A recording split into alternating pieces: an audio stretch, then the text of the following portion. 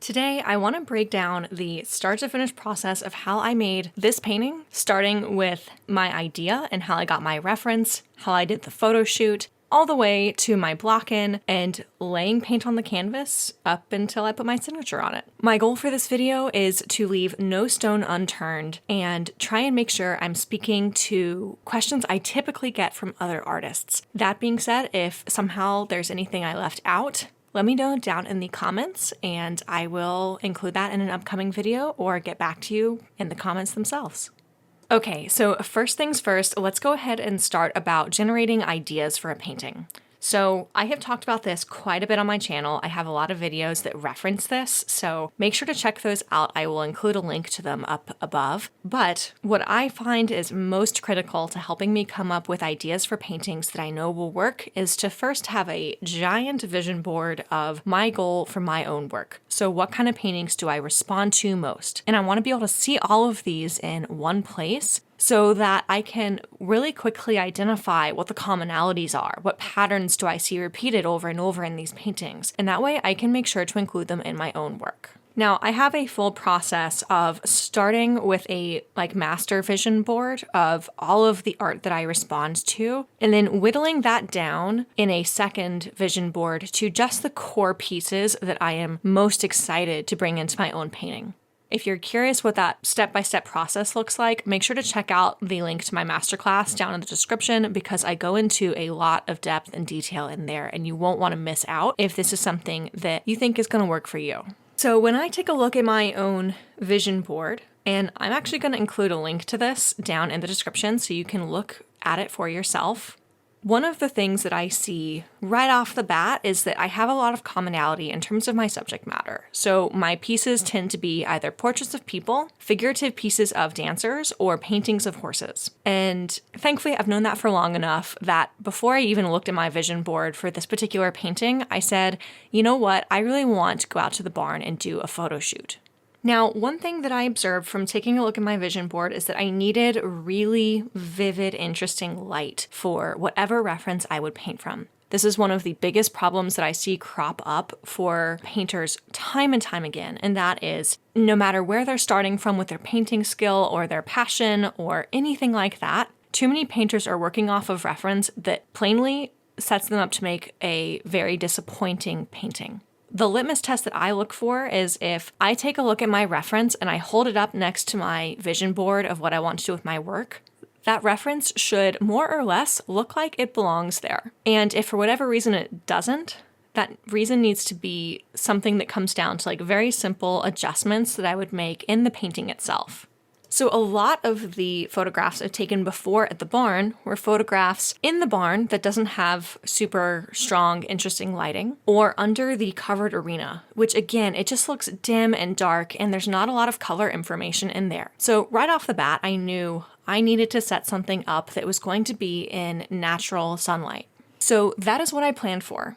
I actually had an opportunity to work with a model and I suggested that she come out to the barn with me and I would take a collection of shots, some of just her, some of just the horses, and quite a few with her and the horses since I wouldn't get many opportunities like this. Or at least maybe I will get opportunities, but it takes a lot more effort to set this up, so I wanted to really prioritize that. Now, I'm excited to share some of those paintings with you when they're finished and what some of those references looked like. But for now, I want to focus on this one reference that I got of just a horse. And not any horse. This is the horse that I ride. His name is Leo.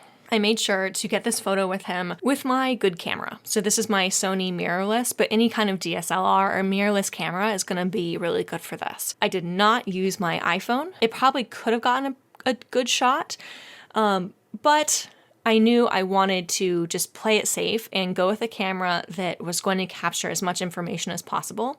And for that reason, I also shot this in RAW. Once I brought this photo home, the next step was for me to go ahead and figure out what edits I needed to make to it. So first things first, I knew I didn't want to paint Leo with his halter on, so I went ahead and used some Photoshop magic with the lasso tool to go ahead and remove that halter and do a content-aware fill to just fill back in some of the anatomy. And then I used the clone stamp tool just to make that look a little bit more natural. The next thing that I did was that I went ahead and I took out the background. I thought about this quite a bit, but when I compared this photograph to my curated board, my vision board, I realized that the really strong bright greens of this background and just how dark the background was at the same time, it didn't really feel like a fit for what was on my board. So I went ahead and I took a look at the color scheme and I compared it to my board, and I thought that something that might work really nicely was to have a similarly kind of muted gray, just abstract painterly background. So to mock this up, I sampled a couple of images of just gray brushwork on a plain canvas, and I clone stamped that around and pasted that into the background of this mock-up until I was satisfied with the result. I also used the color function on a standard airbrush to take the color a little bit more toward the cyan that I saw a lot in the shadowing of his coat, and I used the burn tool to darken up those values where necessary. My primary goal in terms of working with this abstracted background wasn't necessarily to give me any sort of like brushstroke by brushstroke guide to how to paint the background. Instead, I was primarily interested in the color harmonies and the relationship between the background color and the subject. And I was also really focused in on the value, so making sure that my background wouldn't be too light or too dark to ultimately take away from the result that I wanted. And this is my final mock-up. So from here, let's go ahead and talk about the materials that I used for this particular painting. For this piece, I had my standard limited palette put out, but I didn't actually use all of the paint that I had. That being said, to give you a sense of what that palette is, I will have Williamsburg Titanium White, Winsor & Newton Permanent Rose, then Rembrandt Transparent Oxide Red, Rembrandt Transparent Oxide Brown, Winsor & Newton Terra Rosa, Winsor & Newton Yellow Ochre Pale, Rembrandt Viridian, and Rembrandt Ultramarine Blue Deep. I also added Sennelier King's Blue to this piece just because King's Blue is very close to a lot of the blues that I saw in this reference, and I knew that having that color out would just save me some mixing time. I also use Gamsol to thin down my initial wash, and for my medium I used Rublev's Olia Gel, which is very similar to Gamblin's solvent-free gel. You could probably swap those out interchangeably. That being said, the majority of this piece was painted using Sennelier King's Blue, the Ultramarine, the Viridian, and then Transparent Oxide Brown, plus of course Titanium White. I think I had probably a couple of just little touches of the Yellow Ochre Pale and potentially the Transparent Oxide Red or Terra Rosa, but I think that was just me experimenting, and I don't really think these pigments played a meaningful role in this particular piece. Now, if you go back and watch the beginning of my block-in, my very first priority was to simply use a little bit of whatever my average color paint was, thinned with a bit of Gamsol. Not so much that would run, but enough that it would cover really thinly and smoothly, just to get in my initial drawing. And it was really important to me here that I make sure that my drawing was accurate before I progressed in to further levels of development with this painting. So proceeding with the block-in or beginning to put in detail work. So I go ahead and I mass in the head, the neck, the back of the body, making sure things like the ears, landmarks that are pretty close to the edge of the canvas actually landed where I intended for them to. And you'll see me make a couple of adjustments at this stage before I proceed on. But the next thing that I go to is massing in some color that's not so much about getting the color perfect, although I do try and think about getting like an average color just to save myself some time. But from here, when I progress into the block-in, my main focus is actually getting an accurate value. So a lot of Leo is in shadow in this particular piece, and I want to go ahead and mass in those shadow shapes to give me a little bit of a better sense of form and how this painting is going to read. Once I have this basic block-in in, I quickly just go back and make sure I didn't lose any important aspects of the drawing. So I do clean up some of the drawing information around his nose, for example. But essentially, once I've gone through and I've done this, my next step is to step back, squint at this, and see whether I need to make any adjustments off of that basic block-in. By the way, this basic block-in was done also with Gamsol. thinning the paint. Again, not so much that it would run, but just enough that it would cover easily. And once I have this basic block in, then I felt okay about going back and switching to using medium instead. So early stages of this piece used some Gamsol to thin it. Then I switched to using the Oleogel from there on out. And for me personally, for this way of working, I do not ever use paint straight out of the tube. That's not like a fat over lean rule or anything like that. It's just that for me, paint straight out of the tube is too thick. I don't like the consistency of it. Now, one thing that's worth noting here is that at this point, you've seen me work a couple of different ways on my channel. For a long time, I used exclusively the method that I'm showing you here in this video, where I would start with a Gamsol wash and I would go ahead and lay in my block in with progressively less Gamsol at every stage, and then I would make a switch to using medium.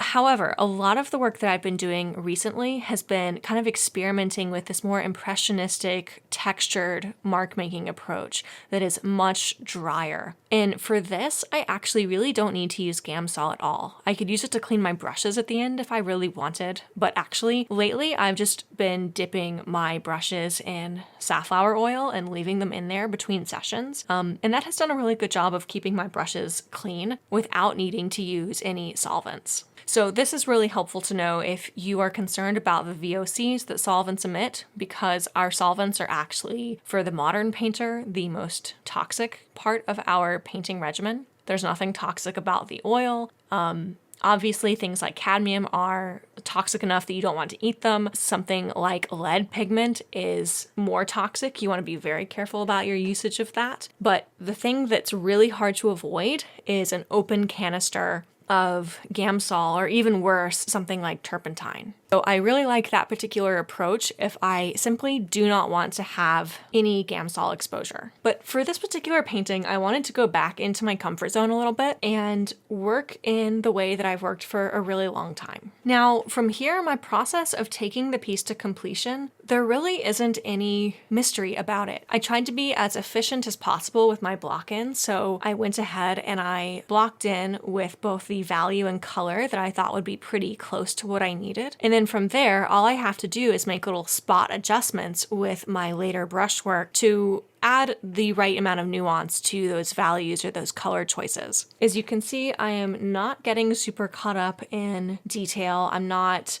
doing things like painting his whiskers or the little wrinkles in his nose. I'm not like putting a highlight in his eye. I am simply asking, is my overall impression of this painting the same as my impression of the photograph? And if the answer is no, I ask myself, what is the most obvious adjustment that I know how to make to move the painting closer to the reference in a positive way? And I'm simply continuing that process until I don't really see anything that's obvious anymore. And I think that's really the beauty of having a plan and a structure to your painting sessions that sets you up for success. This painting actually went by far more quickly than I anticipated, and that's because I didn't really have to spend a lot of time reworking earlier work that I put into this piece. Finally, as I was approaching completion on this piece, I took a quick photo. This was, I think, after I put in my signature, and I thought that I might be done, but I took a quick photo anyway. And just like backing up gives you a really quick, powerful impression of what your painting looks like, I find that taking a photograph, assuming it's a good photo and it's well lit and it's accurately capturing your color and everything else, having a photo and then looking at it when it's like shrunken down on your phone or on a computer screen, that can very quickly tell you if something distracting is still in that painting that needs to be taken care of. So in my case, I saw that there were some brush marks along his jowl that I thought had too much value variation. So I went ahead, I softened that down. I tried to unify that area a little bit. I also made a couple of small adjustments to his ear.